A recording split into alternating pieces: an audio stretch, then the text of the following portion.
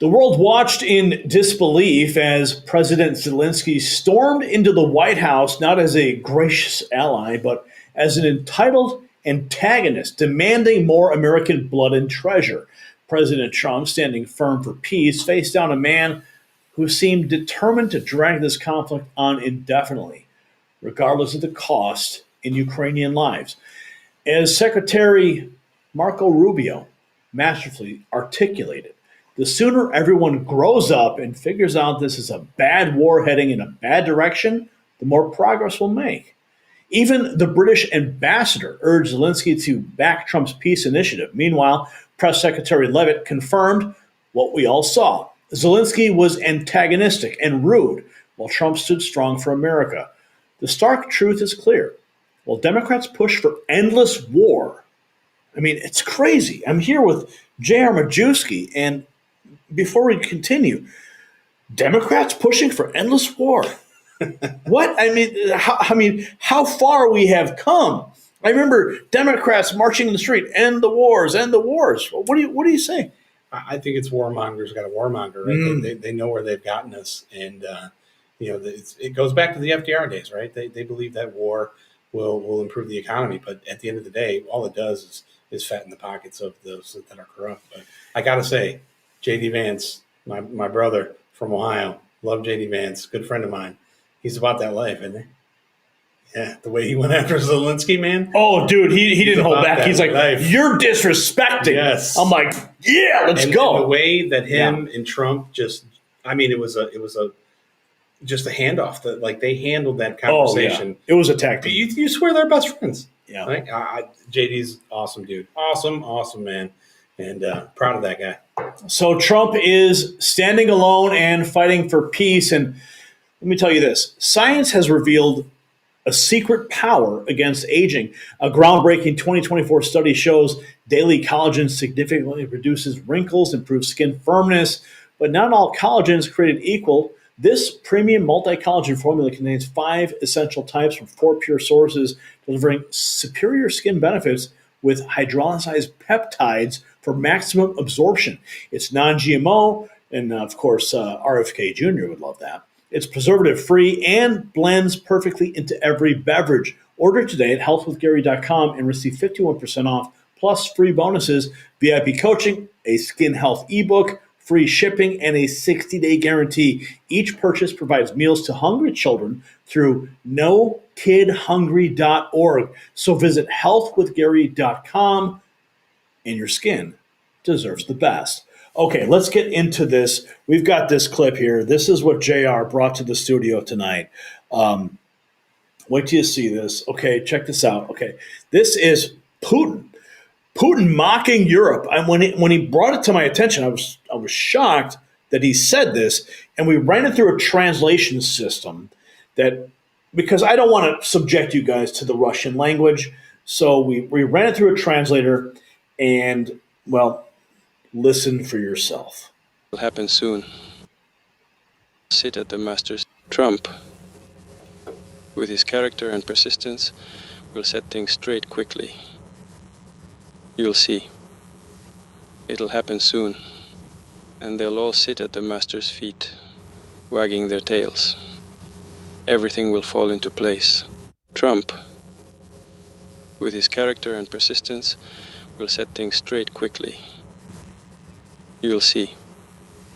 It'll happen soon. And they'll all sit at the master's feet, wagging their tails. They'll all sit at their master's feet, wagging their tails. Putin mocks Europe as Trump takes charge. Putin just torched European leaders, saying Trump, with his character and persistence, will set things straight. They will all sit at their master's feet. Holy cow, this is huge. And we've got this. This is from, looks like, what is this? That's Carly. Carly Bone. She's awesome. How do you say it? Carly Bond. Bond. Is that? Yeah. I'm so bad at pronunciation. She's everywhere. She's a great woman. Oh, man, she's awesome. Now, she's posting this. This is from CNN. Republicans on the Russian-Ukraine war issue. Let's check in with this. End of the war. But negotiations to end this war are complex, but tell us where Republican voters stand on ending the war. Yeah, I know a lot of my Democratic friends couldn't believe what they were seeing in the White House yesterday between President Zelensky and President Trump. But I think a lot of Republicans were cheering President Trump on, and I think this gives you an understanding of what's exactly cooking on that side of the aisle. Republicans on the Russia-Ukraine war, look at this, want a quick end of the war, but Russia still keeps the captured land from Ukraine. Look at this. Look at the majority of Republicans. 74%, three-quarters of Republicans, near unanimity on that particular subject, compared to just 25% who say that they support Ukraine's fight, even if it means a longer-lasting war. The bottom line is this, is it's very clear, very, very clear that Republicans want an end to this war. They are willing for Ukraine to give up that land that Russia currently has. They do not want this war extended. And I think what we saw yesterday in the White House was a clear illustration of that Republican point of view. Donald Trump representing Republicans well on this issue. And so what is the trend line, though, on how Republicans have felt about the war ending?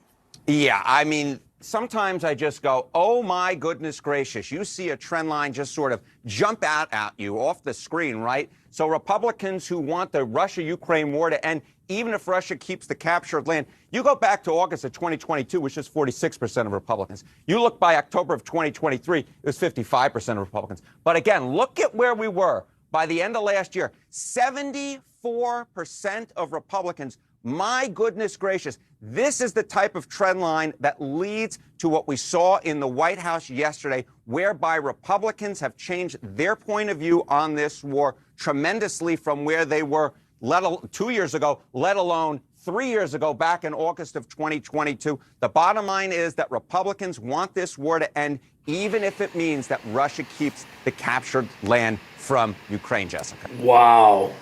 Henry Enton right there on CNN. I love watching this guy's reaction when he's got to report this stuff on CNN. Your take? I mean, look, the reason why Republicans have changed their tune, I mean, is because the war has been perpetuated, because we funded it. So when Putin first went there, he didn't have all this land, right? And we know what this was about. It was a land grab. So why would we as Republicans who just want to end the war, stop spending our money, why would we not want to, or why would we not understand what the ultimatum is here, right? And we would have to fund the pushback. And so, look, I just want the war to be over. Trump just wants people to stop dying. And the easiest path there is to, bring them to the table. But I think we face the inevitable. Putin's going to want the land that he's taken. That's just common sense. Yeah, that's what I think is going to happen too. We got Holden here. This is one of the most important videos on X. Peace for Ukraine is about more than Trump, Putin, or Zelensky. RFK Jr., we are the military-industrial complex. Washington is like the kabuki theater of democracy. Oh, I love RFK. Let's see what he's saying here. This emerged. Oh, he's on the PBD podcast. I love PBD. Patrick, Bet, David, what's up, man? Love you. Okay, here we go. Military-industrial complex that would turn us into an imperium abroad and a national security state at home, and destroy our role as the world's exemplary democracy. And he had been the commander-in-chief in World War II, so his words were very important. And then my uncle, I was on my birthday in 1960, January 1761. My uncle takes office 3 days later, and then his 1,000 days in office are just a constant fistfight with the military-industrial complex to keep the country out of war. They kept trying to trick him into war. They did it at the Bay of Pigs. 3 months in, they tell him, you got to send these guys over. And he said, I'm not using the military to invade a country. And, I don't like communism. I don't like Castro. But the Cubans have to make their own determination about what kind of government they're going to have. The U.S. can't go into all these other countries and change governments around. And he said, I don't want the U.S. military involved, and I don't think we should be involved in any part of it. And they said, don't worry. We'll use United Fruit Company boats to get the men there. And he said, I'm not giving air cover. I just want you to know that. They said, don't you worry, you won't need it. And he said, why? Castro has 200,000 soldiers in the best intelligence agencies. And why do you think 2,000 men are going to be able to win this battle? And they said, because we have the whole thing wired and rigged. And there's going to be a big uprising in Cuba, and it's all done. This is when Alan Dulles told him. Richard Bissell, Charles Cabela was the military general of the CIA. He suspected that, but he couldn't believe they just lying to him.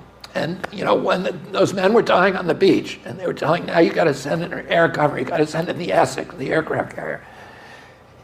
He said, I'm not. And he realized he'd been tricked, and they thought a young president would, cave in to avoid humiliation. It was the lowest point of my uncle's presidency that those men were dying because of his bad decision. And he took the blame publicly, but privately he said, I want to take the CIA and shatter it into 1,000 pieces and scatter it to the winds. And then over the next couple months, he fired Dulles, he fired Cabell, he fired Bissell, and he tried to clean up the agency. And then, they tried to get him to go into Laos. He refused. They called him a traitor for that. They tried to get him to go into Cuba in '61 and again in '62 during the missile crisis, and he wouldn't send it. He wouldn't, go invade. They tried to get him to go in Berlin in '62, and he wouldn't. They tried to get him to go in Vietnam. They said you need 250,000 troops. His closest advisors, people he trusted, like Max Taylor, Averell Harriman, Dean Acheson, they said, if you don't send in 250,000 troops, the Vietnamese government's going to collapse. And he said, it's their government. It can't be our fight. We can help them the way the French helped us during the revolution, but we cannot fight. This cannot be the American war. And he did send in 16,000 advisors. They were not, under the rules of engagement, allowed to participate in combat. They were mainly Green Berets. And they were fewer people than he sent to the University of Mississippi, to Ole Miss, to get one black man in, right, to college. It was few people. But then he found out in October of 63, he found out a Green Beret had died. And he asked Walt Rosdow for a casualty list. And Rosdow came back and said, there's 75 Americans already died over there.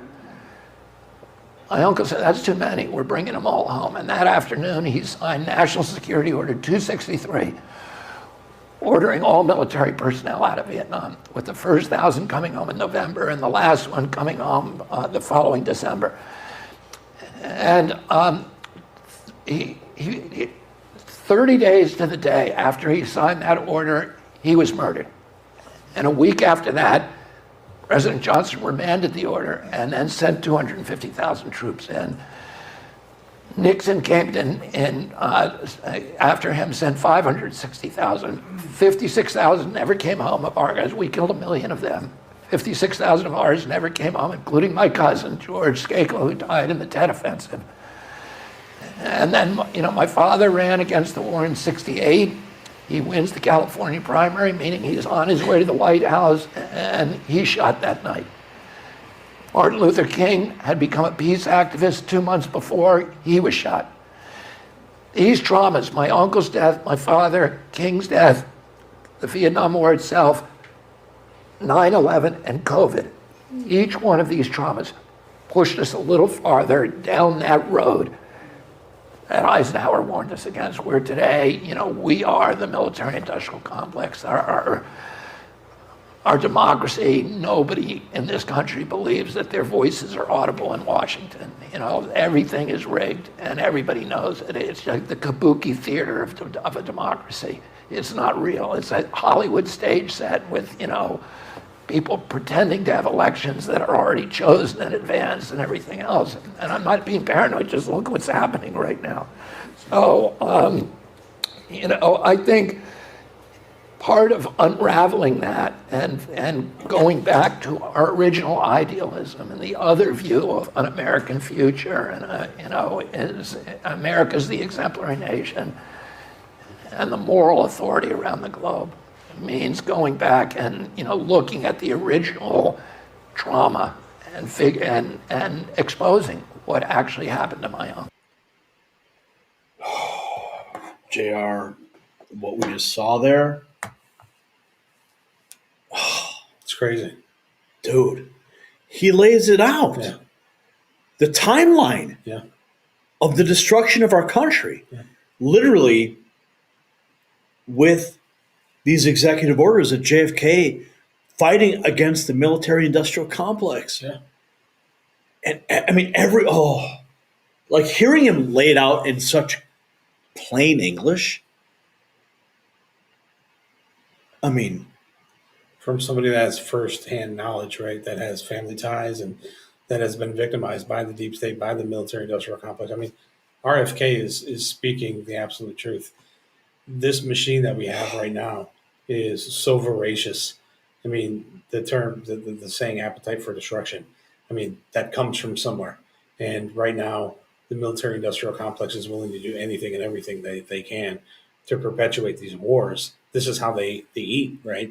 And the only way we're going to stop it's going to be a multifaceted approach, but it starts with having people like Donald Trump and RFK in office that are willing to challenge the rhetoric, right? That are willing to challenge what we believe is the truth versus what is in those intelligence documents, what the reality is. Bring it to life, expose it, and let the American people see, what's happened. I mean, that's the most effective way that we're going to be able to turn this corner that we're going to need to turn eventually. and we're turning it now. Yeah. We're turning it now. There's executive orders on the books to reveal all the details behind each of the points that RFK Jr. brought up. Yeah.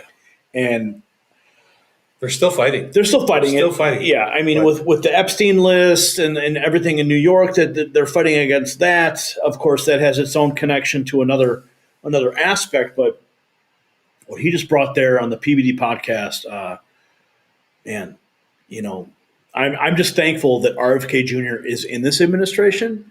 I was, before JD Vance was selected, I was really gunning for RFK Jr. But I think what Trump has done by putting him at Health and Human Services has really put him in a pivotal place where he has the most executive authority to execute his health plan. Yeah. But with his institutional knowledge, his personal knowledge, and his blood ties to the deep state and the effect on him, I mean, we couldn't have asked for anything better. I agree. His wisdom transcends the appointment, and I think Trump values the knowledge and the relationship.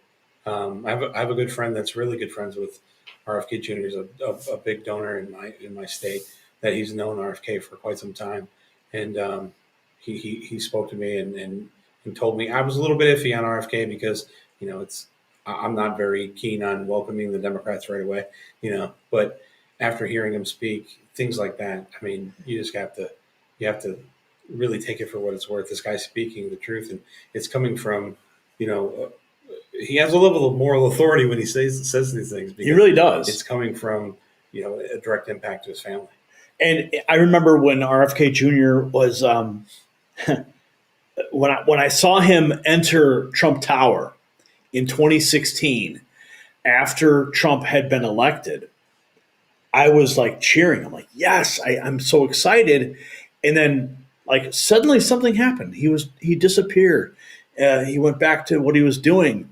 And, there were clearly hands on that early inception of that administration, the first administration that were steering the ship. And now, dude, if there's anyone steering the ship, it's President Trump. Yeah. He knows where the bodies are buried. He knows the actions they can take against him, and the gloves are off. And the fact that he's got RFK with him in this whole administration, I am just super excited. We've got some more clips to get to. That one was really amazing to jump into. Let's keep going here because we've got a lot to get to in this second segment here. This is Paul Zapula. Commerce Secretary Lutnick perfectly describes the Friday meeting between Trump and Zelensky. Let's check this out. This is on CNN. Let's hear how they spin this. A show. You were there in the Oval Office watching all of it unfold. Didn't you see the Vice President, J.D. Vance, begin the angry exchange with his tough words about Zelensky? And that was in front of all the TV cameras. I mean, what he said was we knew Zelensky would put on a show for the press, right? Because he wants to look good at home, look strong and all the rest. But we figured it's got to end after 10 minutes. It didn't end after 20 or 30 or 45 minutes. And what did J.D. Vance say? Please say thank you, and let's not litigate this disagreement out here in front of these cameras. Let's go back and talk about it then, but at least say thank you to the president. If you think that is attacking President Zelensky, then you were in a different room than I was in, because I thought that was reasonable and appropriate for him to just say, thank you for $300 billion. Thank you for being on my side. I want peace. I'll be with you, President Trump. Let's go figure out how we can do it together with power, and let's use this mineral deals to show that the United States is behind Ukraine, and let's go force Russia into a reasonable peace deal. That's what J.D. Vance was trying to do. That's what President Trump was trying to do. That's what all of us expected, and we had no idea he was going to be not a peacemaker. Okay, so let's talk about this for a second, because we can look back at Friday and we can understand what happened there. Zelensky came into that Oval Office as the aggressor. He had an agenda. He'd previously met with the Democrats and the Senate, who God knows like what kind of tentacles they have into the deep state to keep the funding in Ukraine going, to keep the war going, to keep the war machine going. And he decided to bring all of the dirty laundry, or whatever you want to call it, into the Oval Office, which should have taken place behind closed doors after that photo op. It was just supposed to be a photo op. They were going to have a conversation. Hey, shake hands. Hey, hello, and then was it the Newsmax guy was like, hey, why aren't you wearing a suit? It's a question I've always wanted to find out. But he brought the dialogue that was supposed to happen in the luncheon following the Oval Office. He brought it into the Oval Office where it should not have happened. And, that's where things fell apart. So, JR, thoughts real quick on that. Well, I think you're right, Gary. I think this was a matter of knowing when to shut up, right? And Zelensky just didn't know. President Trump is the commander-in-chief of the United States of America, and he has to give that presentation because he values the office. And when you're sitting in his office and you're talking over him and you're not giving a moniker of respect, I mean, Trump's going to behave in that way. He represents us. And so, I think those things would have been better behind closed doors. But look, this is who Zelensky is. He's a propagandist. He's been prancing around the world, doing literally for years. And he doesn't understand. He was trying to appeal to the media because he knows how the media has pillaged this country. But where he fell short is he underestimated the determination of President Trump and the fact that the media plays second fiddle this time around. Yeah. Well, I mean, you can only have so many Bugattis, right? All he had to do was shut up. Yeah. That's all he had to do. That's all he had to do. And he's not going back to Ukraine right now. He's prancing around Europe right now. I think he's scared that the oligarchs are going to be mad in Ukraine that he's not bringing home any money. Yeah, it reminds me of Hillary Clinton's apology tour when she was running around after she failed the 2016 election. Okay, we've got some more to get to here in this segment here. Okay, so we've got this from GBN. It's Trump or no one for a peace deal. Landlord and activist Adam Brooks reacts to the news that Zelensky is now ready to return to the U.S. to sign a minerals deal. Concerned after Zelensky in the last hour or so has said that he's ready to sign that deal. He just wants the Ukrainian side to be heard a bit more. But he said he is ready. He's ready. Despite the fracas in the Oval Office, he's ready to get this over the line. That news is a big relief to me because I was really concerned after seeing that bust-up between the two. People have got different opinions as to whose fault it was that it all broke out in this big fight. But at the end of the day, we need these two people to get along if we're ever going to end the bloodshed in Ukraine. Zelensky really needs to get along with Trump because, he's the most powerful guy in the West. They are so dependent on the US support. He's got to get back and sit down and have a conversation with him. So fingers crossed, things can be on more amicable terms in future. Adam? Yeah, look, again, with American officials on the ground in Ukraine, Putin is never going to take another inch past the agreed line. So, again, it is Trump or no one, really, for a peace deal. It has to be on Trump's terms. Obviously, it has to work for Ukraine and for Putin. But I can't say enough. The ceasefire only happens with Trump. And we can't start alienating him and all getting together and pushing back against Trump, cancelling state visits. That's just going to poke the bear, and it's going to make us all poorer and the world less safe. Honestly, it's going to make us poorer and less safe. Wow. Listen to that rhetoric right there. Okay, we've got more. Here we have Tulsi Gabbard, the director of national intelligence, saying this: the longer this goes on, not only, well, let's hear it. Will be really there's two viable paths here. One is that this war continues on as it has for over 3 years.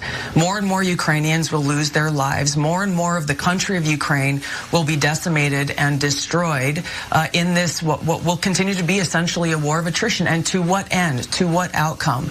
President Trump sees this reality. So the alternative to this, which he is so intent on, which he talked about continuously throughout his campaign, that the American people voted for, is his commitment to ending this war and bringing about peace. That requires bringing interested parties to the table to conduct these negotiations. Of course, both sides are going to have their arguments and their interests that they are fighting for. This is the reality of how these negotiations always occur during times of war.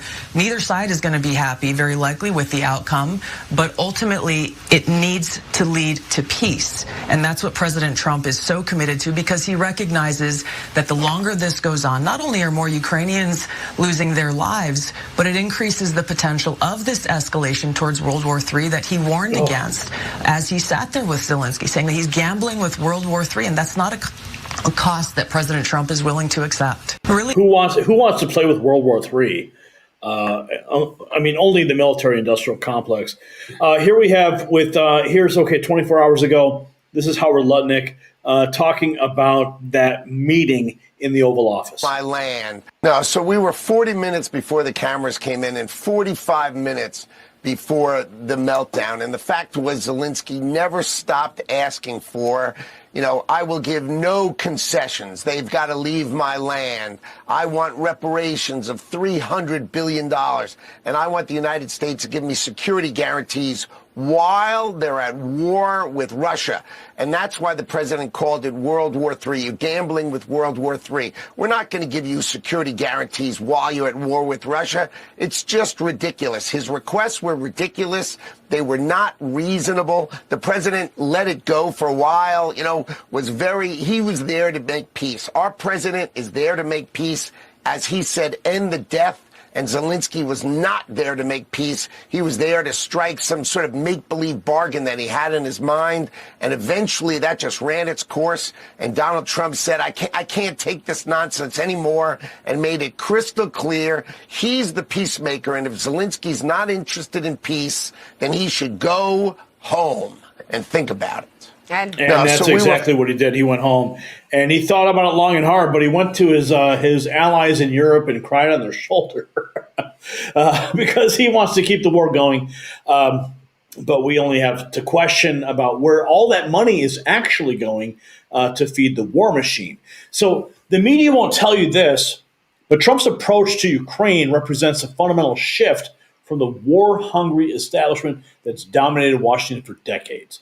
While they salivate at the prospect of prolonged conflict and billion-dollar weapons contracts, Trump stands for peace through strength. Director of National Intelligence, as you saw, Tulsi Gabbard, warned that the continuation of this conflict increases the potential of escalation towards World War III, a cost Trump refuses to accept. But the question remains, why is Zelensky so resistant to a peace deal that could save countless Ukrainian lives? Is it pride? Is it outside influence? Or something more sinister at play? Drop a comment below. And don't forget to check out our exclusive Next News Gear in the Shop and present a message that the world needs to hear now more than ever.